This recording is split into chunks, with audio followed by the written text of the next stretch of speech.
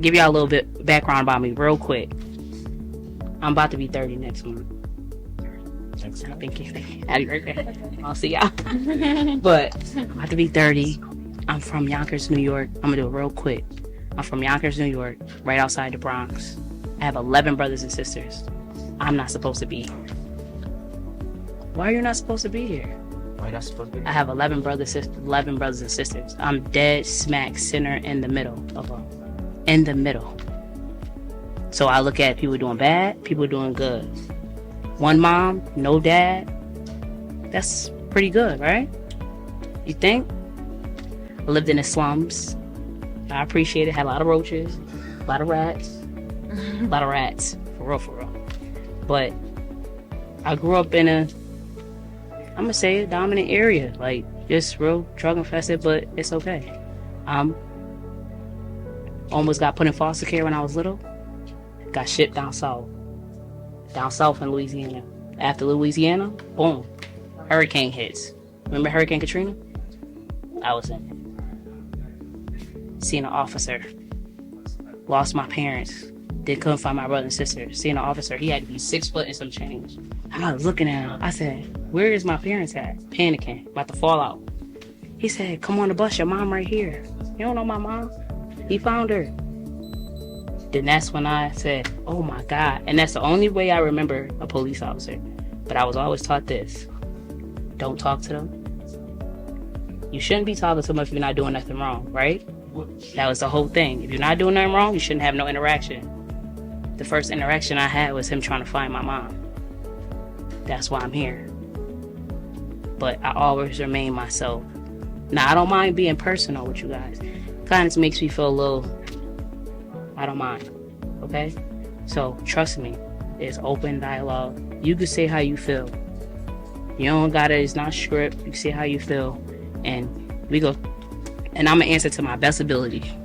That's what I'm gonna do, all right? That's just me in a nutshell. We could talk more when we off of this, okay? I'm sorry. Okay, my question is, how do police officers help, like, especially after like the top shooting? How do y'all like work in the healing of the community? Like, where do y'all play a part in that?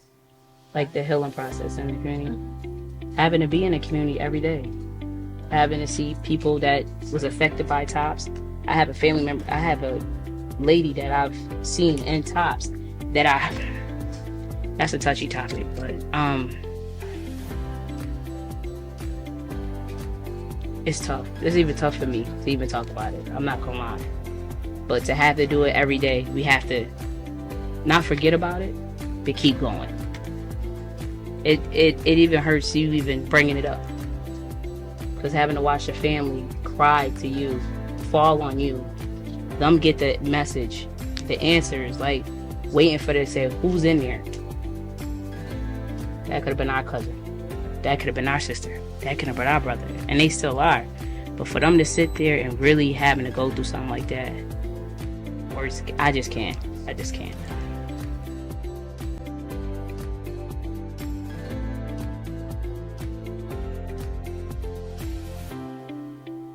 Going back to this first question. I'm sorry. No, you're good. What concerns do you have about the police? Okay. Back to what Avale was saying, like when y'all go, like when y'all like step on the scene or something, and it's also like someone else, like say if the person had a gun and like he was dealing with that, like say if y'all still got injured, even though y'all got y'all bodysuits on and all that other stuff, like you can still get injured even though you have all that. Right. What's it called? Protection on. Yeah. Like our vests and everything. Yeah. You feel concerned about it? Yeah, that's how it is. Like, yeah. Say if you was to go and that was your last breath, because the other person, like, they shot the gun, but it didn't. Like, did you hear, like, you bled out to death or something else? Yeah. So usually it depends on where you get hit at. Yeah. You know, these are supposed to protect us, right? But you never know. You just never know. I don't like wearing it, but I wear it because I'm supposed to. Safety. But yeah, it's definitely for our safety. But you never know. And that's why we have tourniquets. There's a tourniquet on my backside right here. Right? So when I get shot, most of the times there's an officer there, whether it's your partner or somebody down the street ready to come help you. This is our lifeline.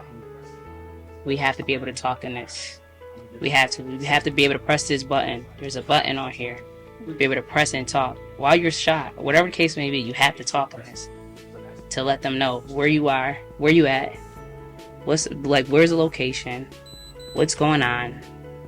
But it is a hit or miss. It is scary. Is that why, like, when it's one police officer, it's also another car following behind you guys? Like, No, we are a one-man car.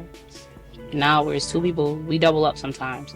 But it's safer when you have two, because it's better set of eyes and better safety. Adios? I say like shootings with cops, shooting like us, Okay. our kind, basically. Okay. So like, there's people say there's good cops and bad cops. Okay. But me personally, I feel like cops are just people in general. Okay. But it's like, I don't get why they do it, because I'd be wondering like, why do they kill us? So like, I'd Okay. be wondering like, why do some cops do that? Why do some cops do that? Have you ever interacted with a cop? When I was younger, Okay, how was that? it was an experience. Wasn't really Okay. had to sit through it, but it was an experience. You had to sit through it? Can I ask you what happened? What happened? What happened? I didn't quite see what the beginning of it. I just got to the end of it. So like, I'm just walking, and I was in my house when this happened. So I had to see my uncle get arrested in front of me. Okay. Put handcuffs in front of me. It was very much not a good Feeling. Yeah. So, Yeah. yeah. So having to see the interaction. Yeah. And Were you too young to know what he did? yeah. Yeah. And then my dad, I never got to see him because he was in jail most of my life. Okay. So it was pretty hard to have none. I had only my mom. It was pretty hard to not have my dad around because he hasn't been in my life. But now Right. it's changing. So Okay. So, to get back to your question, it's a really solid question. Why do cops kill? You want to go? You saying black people? basically, yeah. Okay. Situational. Everybody's not. They don't have that mindset. They don't have that mindset at all.